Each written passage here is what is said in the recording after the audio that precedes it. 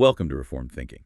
We're about to begin another deep dive, and today we're getting into some really foundational material. We certainly are. We're going to be decoding the doctrine of original sin, and we're anchoring our entire discussion in the text itself, specifically an interpretation of the first 3 chapters of Genesis.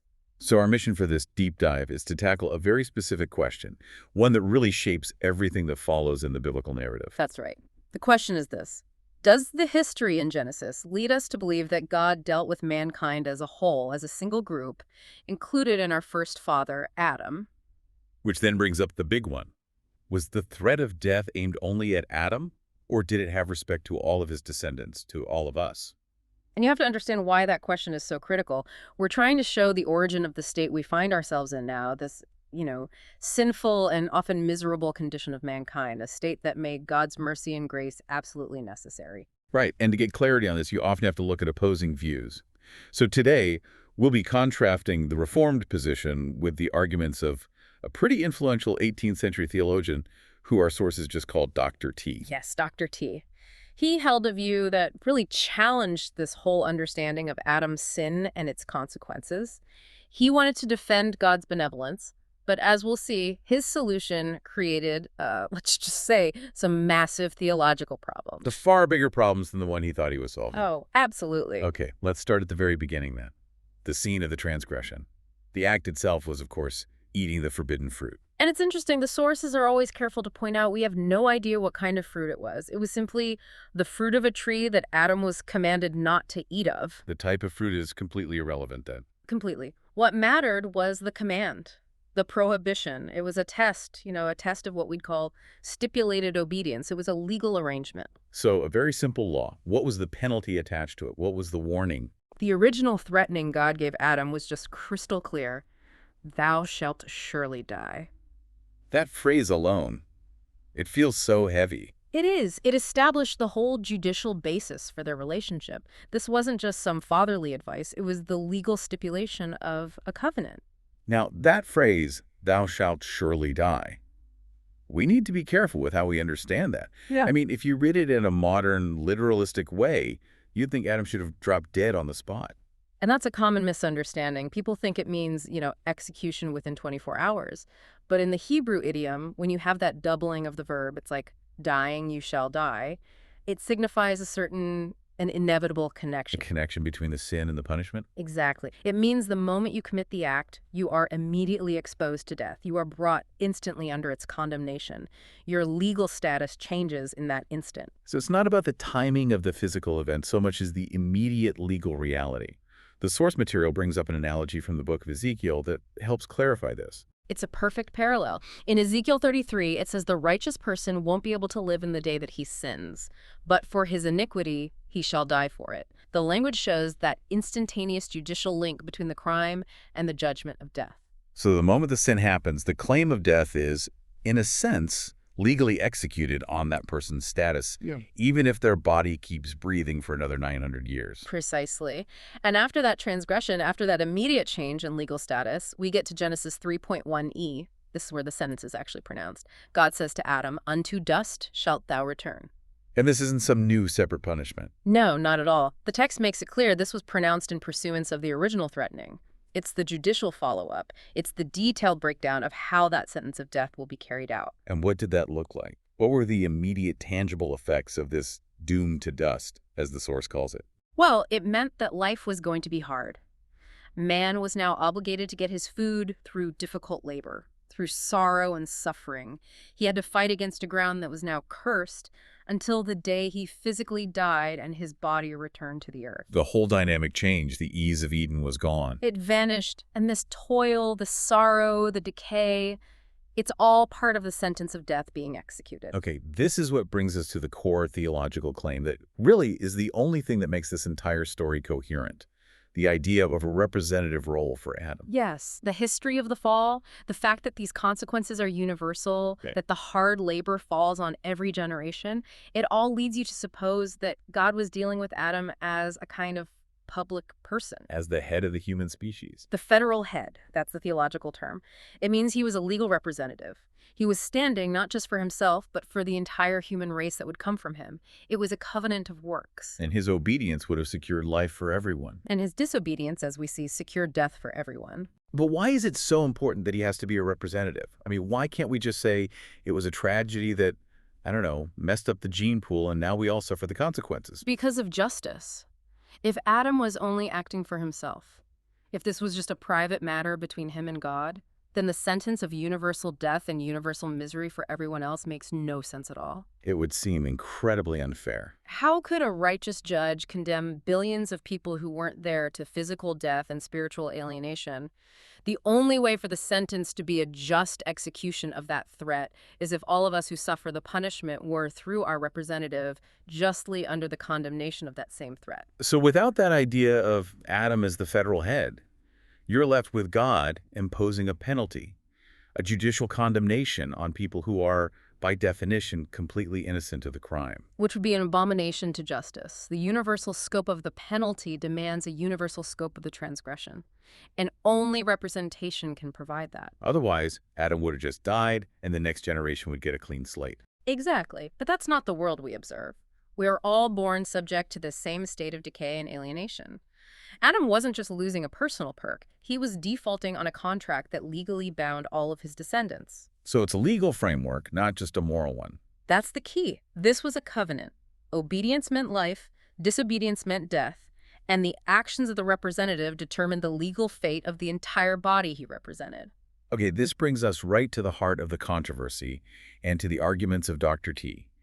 He was trying to defend God's goodness, but in doing so, he got tied up in some serious knots. He did. What's so striking when you read his work on death is that he is, as the source says, utterly inconsistent with himself. He's trying to hold two completely opposite ideas at the same time. What are those two ideas? On the one hand, he uses incredibly strong legal language, affirming that death is a judicial act. On the other hand, he insists, for Adam's posterity, it's not a punishment at all, but a wonderful gift. A gift. Okay, let's break that down. First, the judicial side. How does he describe the sentence? Unto dust shalt thou return. Oh, he uses the most severe terms imaginable. He calls it, and this is a direct quote, a judicial act of condemnation. That's pretty unambiguous. He goes further. He says this specific sentence in Genesis 3 is the one judgment to condemnation, which came upon all men, that's recorded in Scripture.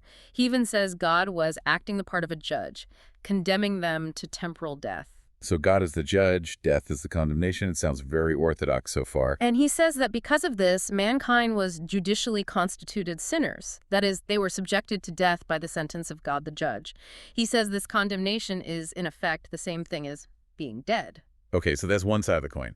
A clear statement of universal judicial condemnation, but then he flips it completely. Completely. After all that talk of judges and condemnation, Dr. T insists that this very same sentence is not a punishment for Adam's posterity, it's a paradox. So how does he describe it then? He says death comes to us merely by the gracious disposal of a father. He redefines this massive judicial consequence as a positive thing, calling it a benefit of the highest nature. Wait, a judicial act of condemnation is also a benefit of the highest nature? How does he square that? He doesn't. He argues that death is appointed only as a favor and benefit, and even a fruit of fatherly love. Love. The curse is an act of love. In his view, yes. He says mortality is just a way for us to achieve a more happy existence and a great increase of good. So for him, the sentence was a punishment for Adam personally, but for all of us, it was just a mere promise of favor. But the whole context of Genesis 3 is one of displeasure, of loss, of expulsion. How can a loving father give a benefit by cursing the ground and sentencing his kids to a life of toil until they die? That's the logical disconnect. The entire scene, God speaking words of rebuke, setting up cherubim with a flaming sword to block the way back to the tree of life, the whole atmosphere is penal, it's judgment. Let's apply his logic to that other part of the curse on the ground. God says, "Cursed be the ground for thy sake." The straightforward reading is that this causes thorns and thistles, which lead to man's sorrow and suffering. It's a punishment. Right. But for Dr. T to maintain his position that this is all a benefit, he has to argue against the plain meaning of the text. He claims that the curse on the ground was actually a blessing, a happy change in it. A blessing? How could thorns and thistles be a blessing? This is where it gets, frankly, a bit absurd. He claims that the thorns and thistles were meant to act as excellent medicines Medicines for what? to prevent moral distempers. The idea is that the hard labor required to deal with them would keep humanity too busy to get into worse trouble that might lead to eternal death. So the thorns aren't a sign of God's displeasure, they're moral vitamins. That's a very creative reading. The text says, "In sorrow shalt thou eat of it." Sorrow isn't a side effect you expect from an excellent medicine. It completely guts the narrative of its meaning. And it brings us to the core logical flaw in his entire system, the problem of condemning the innocent. Right. A sentence that comes from a threatening has to be a punishment. You don't threaten people with favors. Exactly. You don't say, if you disobey me, I will bestow a great kindness upon you. And yet, Dr. T believes that God carries out a judicial act of condemnation on Adam's posterity, while at the same time insisting they are perfectly innocent of Adam's sin. It's a direct contradiction. It is, and the author we're looking at points this out using scripture itself. Dr. T actually quotes Proverbs 17.1, which says, "He that justifieth the wicked and he that condemneth the just are both an abomination to the Lord." And yet his own system has God doing exactly that, condemning the just, or at least those he considers innocent in that specific transgression. By saying God condemns Adam's posterity to death while they are innocent of the crime, Dr. T is, by his own scriptural standard, making God do something that is an abomination. So how does he try to get out of that bind? How can he explain condemnation without guilt? He tries an evasion. He argues that it was the possible existence of Adam's posterity that fell under the law's warning. The idea is, if God had killed Adam instantly, none of us would exist. So in a sense, subjecting us to temporal death is a lesser version of that threat of non-existence. That feels like a huge stretch. Suffering a physical death is an actual experience of pain and loss. It's entirely different from just not being created. There are infinite possible beings God doesn't create. We don't say they're suffering. And the specific nature of the punishment, the toil, the sorrow, the decay, that requires a specific crime. You can't equate the withholding of existence with the active imposition of misery. And it gets worse for his argument, doesn't it? He contradicts himself about the law itself. He does. Dr. T also insists that the law given to Adam was entirely abrogated, basically canceled, before the sentence in Genesis 3 was even pronounced. But wait, if the law was canceled, how could it be the basis for the sentence? It couldn't. If the sentence isn't grounded on the law that said, "Thou shalt surely die," then it can't be a punishment. Punishment is, by definition, the execution of a penalty laid out in a law. And if it's not a punishment, then it can't be a judgment to condemnation from God acting as a judge. The whole thing collapses. By trying to deny that death is a punishment for Adam's descendants, he makes his own use of judicial language completely nonsensical. He confirms the very legal structure of representation and guilt that he's trying to dismantle. It really shows that you can't just detach the consequences from the covenant mechanism that caused them. You can't. If death is a universal sentence from God the judge, then that universal sentence requires a universal transgression, and the only way to get there is through the doctrine of representation. There's no other logical path. Okay, so since Dr. T's arguments create more problems than they solve, let's look at the positive biblical evidence that actually confirms Adam was acting as that federal head. Let's start with the language God uses. The sources point out that almost every single word God spoke to Adam or Eve was clearly meant to include their posterity. Even when he's using singular language like thou. Yes. God is speaking to Adam as the head of the whole species. The application is collective. For example, before the fall, God says, "Let us make man in our image and let them have dominion." The initial thought is already collective. And then there's the cultural mandate. Be fruitful and multiply and replenish the earth. Obviously, that wasn't just for Adam and Eve. Of course not. It was for every generation. So if the blessings and the commands were intended to extend to everyone, it just stands to reason that the warning and the penalty attached to the covenant would extend to everyone too. So the universal sentence, "Unto dust shalt thou return," confirms that the original warning, "Thou shalt surely die," was also universal in scope. Right. You can't just pick and choose. You can't say the promise of dominion covers the whole human race, but the stipulation that governed life under that dominion was only for one guy. The scope has to be consistent. And it's not just linguistic analysis. We have evidence from later in Genesis that Adam's descendants understood this curse as an inherited punishment. Let's talk about Lamech, Noah's father. This is a powerful piece of historical evidence. When Lamech names his son Noah, he says, This same shall comfort us concerning our work and the toil of our hands, because of the ground which the Lord hath cursed. This is centuries later, but the understanding is still there. It's crystal clear. Lamech directly connects his own personal toil to the curse God placed on the ground way back in Eden. He doesn't say we're toiling because of our own sins. He traces the struggle back to that original inherited event. If the toil was just a benefit of the highest nature, as Dr. T claimed, Lamech's language would be totally different. He'd be celebrating it as a happy change. Instead, he speaks of needing comfort from the toil that comes from a cursed ground. This shows a consistent historical belief in an inherited punishment. Now, in the middle of all this ruin, we get a glimmer of hope that actually confirms the depth of the disaster. And that's Adam's decision to rename his wife. This is such a profound moment. Her name was Isha, woman.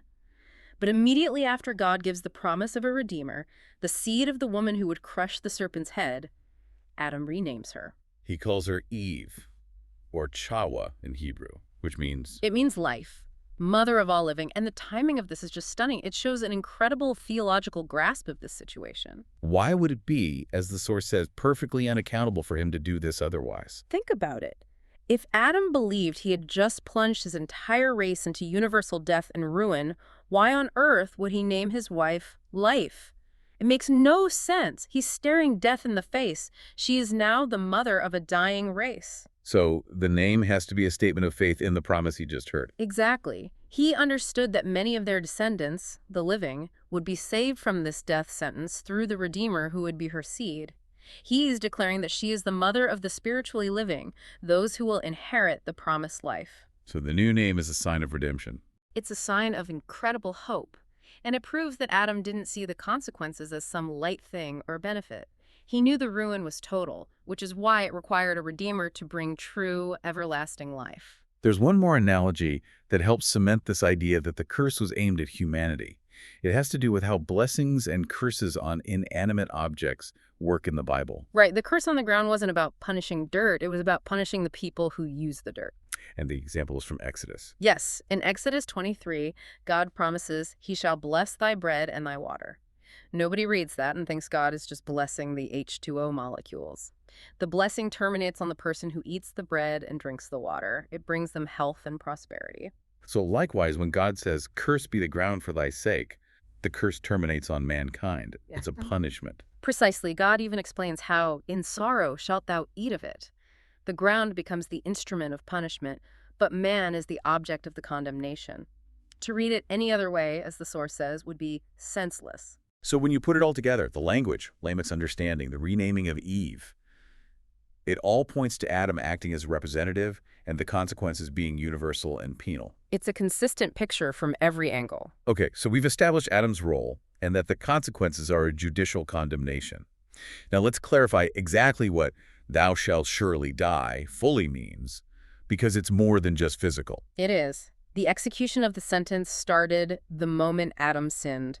It wasn't completed in 24 hours, but the change was instantaneous. You can really break it down into 3 kinds of death that began that day. Spiritual, eternal, and temporal. Let's start with spiritual death. What did that entail for Adam? Spiritual death means he instantly lost his original righteousness, his innocence, and critically, he lost the favor of God.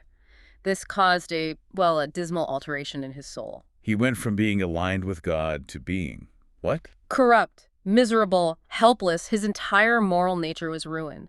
And you see the evidence immediately when they try to hide from God. That perfect communion was shattered. So spiritual death is about that immediate break in the relationship and the corruption of his nature. Exactly. Then there's the second element, which is the most severe: condemnation to eternal perdition. This is the ultimate legal consequence. Right. Adam immediately fell under the full curse of the law, which is condemnation to eternal death. In the language of the Bible, he is dead in that moment because he stands condemned. Now, God's grace can intervene, but the legal status of condemnation was immediate and total. And finally, there's the one we can all see: temporal or physical death. The change in his body was the start of temporal death. A body that was made to live forever lost its vigor. It began to decline. It became, as the source puts it, a poor, dull, decaying, dying thing. And that slow decay, over hundreds of years, is the process of returning to the dust. Yes, executed through hard labor, sickness, and aging. It's the visible outworking of the sentence. So it's this combination: the spiritual alienation, the eternal condemnation, and the physical decay that makes the penalty so total. And this is why the author goes to such lengths to detail all this.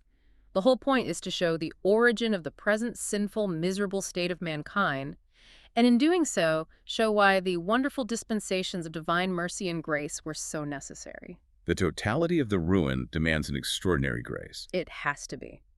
Which leads us, of course, to the contrast between Adam and Christ, the superior federal head. Mhm. The failure of the first Adam really just sets the stage for the triumph of the second Adam. And the benefits we get through Christ are far greater than what was lost. Vastly beyond, as the source says. What Adam could have secured through obedience was confirmed life in the garden. What Christ secures is infinite glory. He doesn't just reverse the curse. He doesn't just take us back to neutral. No. He saves people from the infinitely dreadful effects of Adam's sin, which includes eternal damnation, and raises them to a far greater dignity, felicity, and glory than Adam ever had, even in his perfection. We become adopted children of God, not just perfect creatures. An unbreakable, eternal inheritance. It's a whole different level. Now, there's a technical distinction the sources make about how the two covenant heads operated. It uses this phrase, proper merit of condignity for Christ's work. What does that mean? That's a key distinction. Merit of condignity means a merit that is earned through an act that is of perfectly equal value to the reward. Okay, so how did Adam's covenant work then? Adam's was based on what we'd call stipulated obedience. If he obeyed, God promised a reward. It was based on the fidelity of the covenant promise, not because Adam's simple act of not eating a fruit was intrinsically worth eternal life for billions. It was a conditional arrangement. But Christ's work was different. He didn't just obey. He endured the full curse of the law. He endured that condemnation and death as a substitute. And because Christ is the divine Son of God, his sacrifice, his obedience, his suffering, it all carried infinite weight. So his payment was truly equal to the debt. It was. He obtained the benefits through proper merit of condignity. His purchase was a true equivalent sacrifice that satisfied an infinite penalty and therefore secured an infinite reward. This is fundamentally different from Adam's original deal. Christ's work is a true purchase, guaranteeing the result. The depth of the fall really does determine the magnitude of the redemption. The fact that the whole human race stood justly condemned meant the only solution was a substitute of infinite value. Yes, you have to understand the horror of the original sentence: spiritual death, eternal perdition, physical ruin, to get the full picture. If you don't see that we were all judicially constituted sinners, then the substitutionary work of Christ doesn't make as much sense. He didn't just give us a moral example, he rescued us from a death sentence. And in doing so, raised us to a dignity far above what Adam ever possessed. A glory that wasn't even on the table under the original covenant of works. It's union with Christ himself, the highest dignity possible. So let's try to sum up the key takeaways from this deep dive. The evidence from Genesis really does confirm that Adam was acting as a public representative for the whole human race. And that the threat of death, therefore, included all of his posterity. This means that the universal mortality we see around us is, correctly understood, a judicial act of condemnation. It's a punishment. And the counter-arguments, like those from Dr. T that try to frame death as a gracious benefit, they just don't hold up. They contradict the clear judicial language of the text. They require God to condemn people that he simultaneously considers innocent, which is the very definition of injustice. That internal contradiction just makes the whole system fall apart. So Adam's sin brought on this universal spiritual death and physical ruin, which made the appearance of a Redeemer absolutely necessary. A Redeemer Adam himself recognized when he renamed his wife Life. Right. And here's the final thought I'd leave you with. If the sentence of death is a judicial act, which even Dr. T had to admit it was, if we were all justly subjected to death by the sentence of God the judge, then just consider the sheer magnitude of the deliverance that Christ brings. It's not a small rescue. Not at all. How much more glorious is his substitutionary work in redeeming us, the judicially condemned, and raising us to a state of glory that Adam in the garden couldn't have even imagined. The depth of the condemnation reveals the infinite worth of the grace that rescued us. A powerful conclusion. We start our lives under condemnation, facing the ultimate penalty, which requires a Savior whose merit wasn't just conditional, but infinite. Think about that for a moment. If our starting point was just a minor setback, Christ's work would be, proportional. But because the penalty was eternal death for every single one of us, the rescue had to be something that transcended anything Adam could have achieved. Just consider the scale of that divine rescue. A fascinating and I think necessary look into the first chapters of human history. Indeed. We look forward to our next deep dive with you.